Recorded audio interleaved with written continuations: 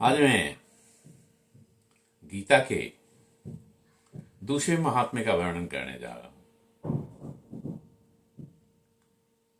उम्मीद है जिन लोगों ने चैनल को सब्सक्राइब नहीं किया है और अगर भगवान श्री कृष्ण से भक्ति रखते हैं और गीता को परम ज्ञान समझते हैं तो निश्चित रूप से सब्सक्राइब करेंगे और लाइक भी करेंगे। चलिए आगे चलते हैं। श्री गणेश कहते हैं। श्री गणेशाय नमः। अद्वितीय महात्मा।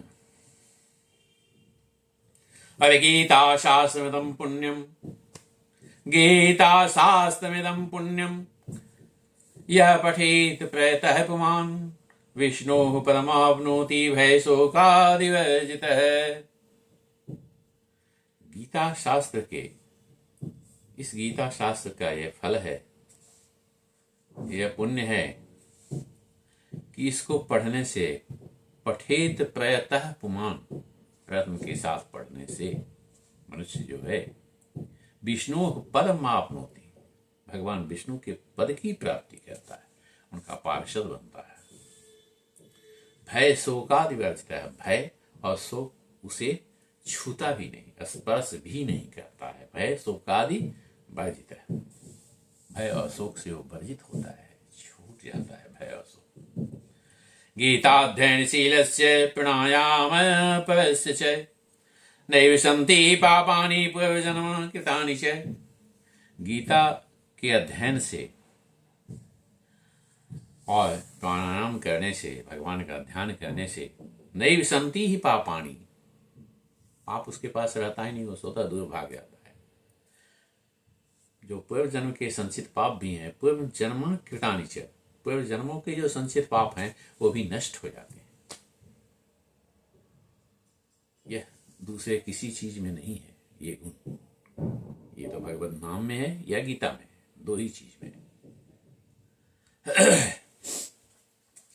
मल निर्मोचनम पुंसाम जलम स्नानम दिने दिने शक्यते गीताम भजे स्नानम संसार मलनाशनम है। जल स्नान करने से शरीर साफ होता है, लेकिन गीता के मल निर्मोचनम पुंसाम जलम स्नानम दिने दिने शक्यते गीताम भजि स्नानम। शक्यते गीता, गीता के यहाँ क्या, शक्यते गीताम भजि स्नानम संसार मलनाशनम, ये संसार के सारे मल को नाश कर देता है। कोई भी जल जो है या नदी जो है उसमें स्नान करते हैं तो देह के शरीर के मल को नाश करता है, लेकिन यह जो गीता है वह भीतर और बाहर दोनों से ही आदमी को साफ कर देता है, संसार के सारे मल का नाश कर देता है। गीता सुगीता कर्तव्या किमन्ये शास्त्र विस्तरे। गीता सुगीता कर्तव्या, गीता में जो बतलाया गया है उसको करना चाहिए। किमन्ये ही शास्त्र विस्तरे, अन्य शास्त्रों की क्या आवश्यकता है, एकमात्र गीता ही काफी है। या स्वयं पद्मनाभस्य, जिसको सिर्फ पद्मनाभ भगवान विष्णु जो श्री कृष्ण के रूप में अवतरित हुए हैं, मुख पद्माद्य निश्चित अपने मुख से बोले, उनकी बोली हुई वाणी है। तो इसलिए अन्य शास्त्रों की आवश्यकता यहां नहीं है, सिर्फ एकमात्र गीता के पठन पाठन और श्रवण से मनुष्य का उद्धार हो जाता है। इसलिए नित्य प्रति गीता का पाठ करना चाहिए। भवतामृत सर्वेश्वम विष्णु भक्तादि निश्चितम गीता गंगोदकम पीत्वा पुनर्जन्म न विद्यते। भवतामृत जो है ये भगवान के द्वारा निश्चित जो वाणी है, यह गंगोदक से भी उत्तम है। गीता का गंगोदक जो है उसको पीने से पुनर्जन्मान विद्यते, मोक्ष की प्राप्ति तक होती है। उसको दोबारा इस संसार सागर में दुख भोगने के लिए नहीं आना पड़ता है। सर्वोपनिषदो गावो दुग्धा गोपाल नंदन पावतो वत्स सदैव भोक्ता दुग्धम गीतामृतम हृदय। सही पार्षद जो है और उपनिषद जो है गोपाल दूध देने वाले जितना भी सब हैं, पार्थ हैं, वत्स हैं, ये सभी जो हैं इस गीतामृत का गंगोदक का, जो गीता का गंगोदक है, उसका पान करके तृप्त हैं। एकम शास्त्रम देवकी पुत्रम, एक ही शास्त्र है देवकी पुत्र का, श्री कृष्ण का, दो नहीं है।